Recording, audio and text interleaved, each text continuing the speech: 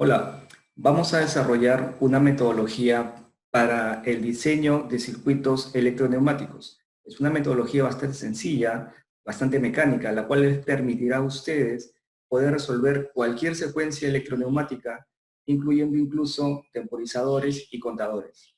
Este ejercicio en particular eh, desarrolla una secuencia denominada A más, B más, B menos, A menos. Para iniciar el diseño del circuito electroneumático, primero se deben conocer los sensores o señales que van a estar dentro de nuestro proceso. En nuestro caso, tenemos que existen dos cilindros, cilindro A y cilindro B. En el cilindro A existe la señal S1 que va a detectar cuando el cilindro A está retraído, y también existe otro sensor llamado S2 que va a detectar cuando el cilindro A está extendido. Entonces, eso en lo que concierne al cilindro A. Para el cilindro B tenemos también sensores, dos sensores magnéticos, S3 que indica que el cilindro está retraído y el sensor S4 que indica que el cilindro B está extendido. Entonces, una vez que hemos tenido claro cuáles son estas señales, estos sensores que van a estar dentro de nuestro proceso, vamos a tener en cuenta que van a existir dos fases, una fase llamada de mando y otra fase llamada de potencia. Toda máquina está conformada por dos partes bien definidas, una fase denominada fase de potencia o también llamada fase operativa, la cual está conformada por un conjunto de elementos en donde se llevan a cabo las acciones propias del proceso.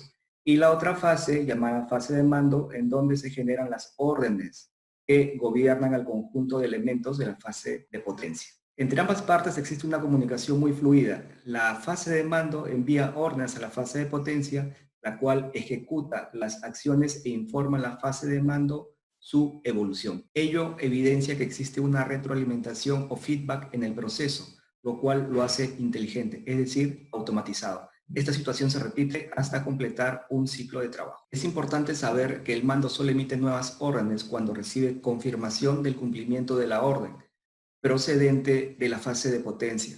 Esta simbiosis orden-confirmación-orden lo convierte en el uso más difundido en el campo de la automatización industrial. Algunos procesos carecen de flujo de información desde la fase de potencia a la fase de mando, y ello genera que existan órdenes de forma independiente de las acciones de la fase de potencia, y obviamente ello no garantiza que el proceso se lleve a cabo de manera efectiva. Entonces, en la fase de mando, es lo que justamente se logra apreciar acá, está toda la parte lógica con la cual la parte de potencia va a actuar sobre el proceso. Entonces, acá lo que vemos es que en la parte inferior están relés llamados K1, K2, K3, K4. Son bobinas de relés que cada uno de ellos va a ejecutar una parte de la secuencia. La secuencia es A más, B más, B menos, A menos. Entonces, K1 va a ejecutar la parte de A más, K2 B más, K3 B menos y K4 A menos. Vemos también que en la parte inferior existen contactos cerrados y contactos abiertos y unos números acá. ¿Esto qué indica? De que existen contactos abiertos del relé K1 en la línea 2, 3 y 8. ¿Sí? En la línea 2 hay un contacto abierto de K1, en la línea 3 contacto abierto de K1 y en la línea 8 también hay un contacto abierto de K1. Lo que indica esta simbología es que existen tres contactos abiertos del relé K2 en las líneas 4, 5 y 9. La línea 4, la línea 5 y la línea 9. También que existe un contacto cerrado de K3 en la línea 9. En la línea 9 un contacto cerrado de K3. Y también contactos abiertos de K3 en la línea 6 y 7. K3 acá y acá también. Finalmente existen contactos cerrados de K4 en la línea 1 y 8. En la línea 1 y en la línea 8. Entonces, eso es lo que significa esta nomenclatura que aparece en la parte inferior de la bobina de los relés. Entonces, esto es la fase de mando. La fase de potencia es la que le sigue. Entonces, en la fase de mando lo que se va a colocar en primer lugar es una fuente de alimentación. Esta fuente de alimentación es una fuente de 24 voltios. Tenemos 24, lo colocamos en la parte superior, 0 voltios en la parte inferior. Y a la fuente de 24 voltios conectamos un interruptor normalmente abierto, que vendría a ser este de acá. ¿sí? Esa es la metodología que vamos a adoptar. Entonces, una fuente de alimentación y luego un interruptor abierto que va a ir conectado a 24 voltios. Inmediatamente después vamos a colocar en serie el contacto abierto de la última señal que se activa al finalizar la secuencia. En este caso, la secuencia es A más, B menos, A menos. Entonces, la última señal a la cual nos estamos refiriendo es cuando A retrocede. Cuando A retrocede, ¿quién se activa? Vean, se activa S1. Es por eso que estoy colocando acá la señal de S1. Siempre debemos de colocar en serie al interruptor la última señal que se activa al finalizar la secuencia. Y en este caso es S1. Veamos ejemplos. ¿Qué pasaría si es que la secuencia fuese A más, A menos, B menos? Entonces, la señal que colocaríamos en serie al interruptor sería la señal de S3. ¿Por qué? Porque cuando B retrocede, se activa S3. ¿Sí? ¿Y qué pasaría si es que la secuencia cambiaría a esta otra de acá? A más, B menos, A menos, B más. Entonces, la señal que iría en serie al interruptor sería S4. ¿S4 por qué? Porque lo último que sucede es B más. Y cuando B más ocurre, lo que se va a activar es S4. Si la secuencia fuese A más, A menos, B más, B menos, la señal que colocaríamos en serie al interruptor sería la de S3. ¿Por qué? Porque pues cuando B se retrae, se activa S3. Por último, cuando tenemos la señal B más, A menos, B menos, A más, la última señal que se activa es S2. Entonces, de esta manera sabemos cuál es la señal que va en serie con el interruptor. Entonces, en serie a lo anterior, es decir, inmediatamente después se debe colocar el contacto cerrado del último relé. En este caso, estamos colocando el contacto cerrado de K4. ¿Por qué? Porque dijimos en un inicio que K1 iba a ejecutar el A más, K2 B más, K3 B menos y K4 A menos. Entonces, como son 4 relés los que vamos a utilizar en nuestro circuito, colocamos acá el contacto cerrado del último relé, que en este caso es K4. Todo lo anterior energizará la bobina del primer relé, es decir, la bobina de K1. Debemos de colocar después del contacto cerrado del último relé, la bobina del primer relé que es K1. Y esto lo conectamos a 0 voltios. Esta bobina K1 se debe enclavar. Es decir, en la siguiente línea vertical debemos de colocar un contacto abierto de K1, conectándolo a 24 voltios y su salida a la salida del contacto de la última señal que se activa de la secuencia. Entonces, ¿qué es lo que hacemos? Colocamos un contacto abierto en la siguiente línea y como nombre le ponemos K1 para poder enclavar esta señal.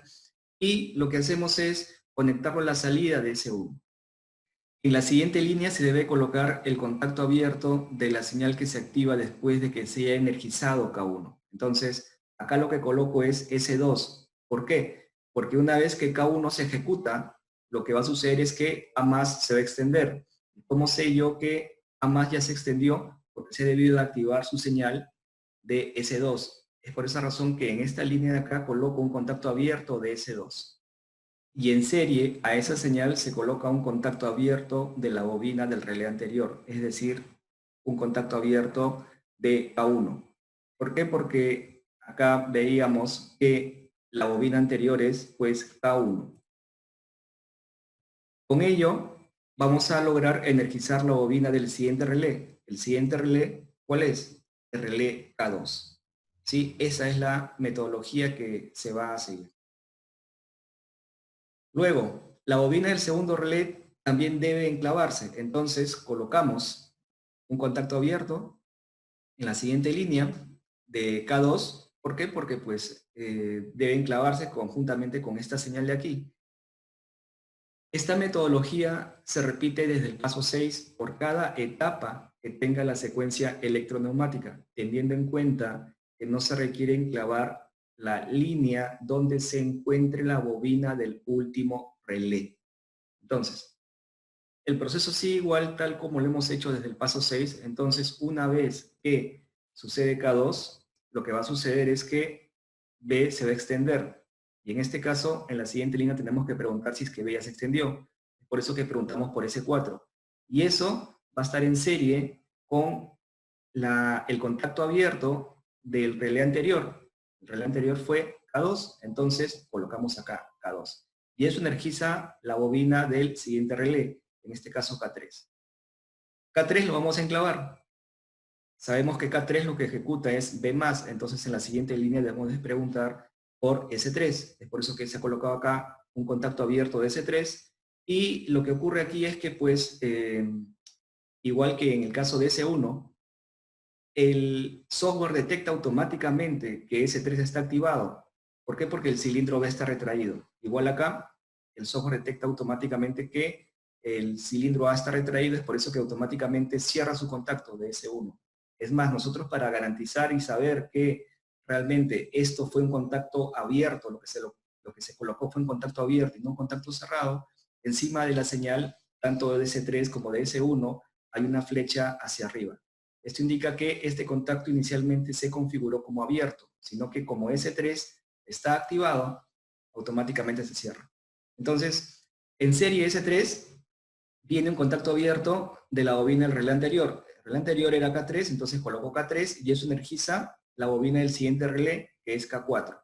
Y recordemos esto, que no se requiere enclavar la línea donde se encuentra la bobina del último relé. Entonces, este último relé no se enclava, quedaría ahí. Y acá concluiría la fase de mando. La fase de potencia. Para comenzar la fase de potencia debemos insertar una fuente de 24 voltios, que es esta de acá. En caso de que las electroválvulas fuesen biestables en la fase de potencia, habrán 4 líneas, una correspondiente a cada etapa, la cual activará su respectiva solenoide. Para el caso en que las electroválvulas sean monoestables, el número de líneas será la mitad del número de relés que existe. En otras palabras, si es que se tienen 2 cilindros neumáticos de doble efecto y cada uno de ellos funciona con una electroválvula 5.2 biestable, en su fase de potencia irían 4 líneas. En cada línea van los contactos abiertos de cada relé, de modo que cada uno de ellos active una solenoide.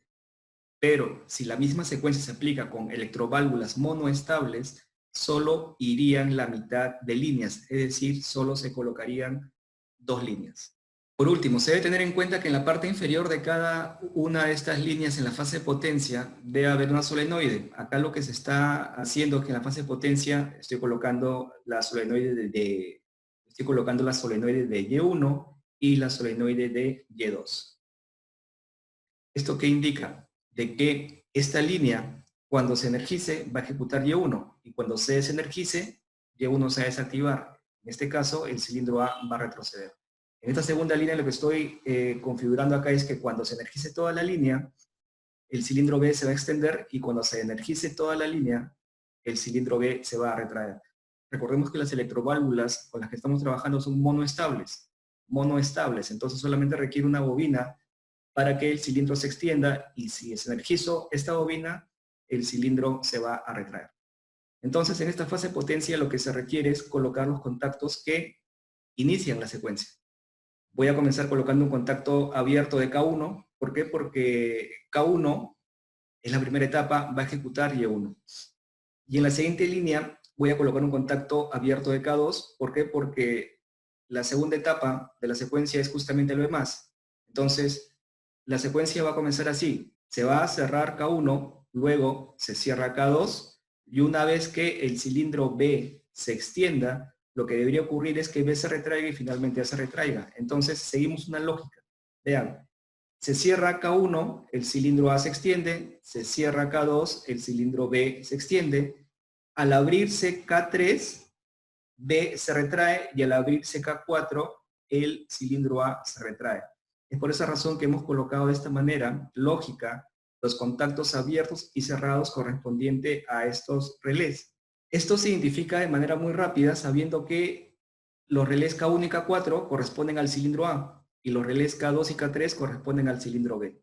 Entonces, si nos fijamos acá, el relé K1 va a ejecutar A más y el relé K4 A menos. Es por eso que coloco uno abierto y otro cerrado. ¿Para qué? Para que se pueda desenergizar finalmente la solenoide. Para el caso del cilindro B, tenemos sus señales K2 y K3. Colocamos K2 abierto y K3 cerrado para que primero se ejecute el cierre de K2 para que se energice Y2 y finalmente, cuando el cilindro B esté extendido, el contacto cerrado de K3 se abra para que Y2 pueda retroceder. Esto se logra evidenciar en el software FluidSim de una manera bastante sencilla, fluida, y debemos de aprovechar que el FluidSim tiene el FluidSim no solamente tiene su parte de diseño de circuitos neumáticos, sino también tiene la simulación de circuito electroneumático. Entonces, vamos ahora a ver el FluidSim para ver cómo es que funciona todo este circuito que hemos realizado tanto en su fase de mando como en su fase de potencia. Tenemos acá el diseño del circuito electroneumático y vamos a ver cómo es que funciona. Entonces, inicio la simulación, voy a activar el interruptor y vemos acá que el cilindro A se extiende, B se retrae y finalmente A se retrae. Y esto me va a permitir que este ciclo funcione de manera cíclica, es decir, se va a repetir una y otra vez. La única manera en la que yo puedo detener esta secuencia es pues desactivando el interruptor. Espero que este video les haya sido de utilidad.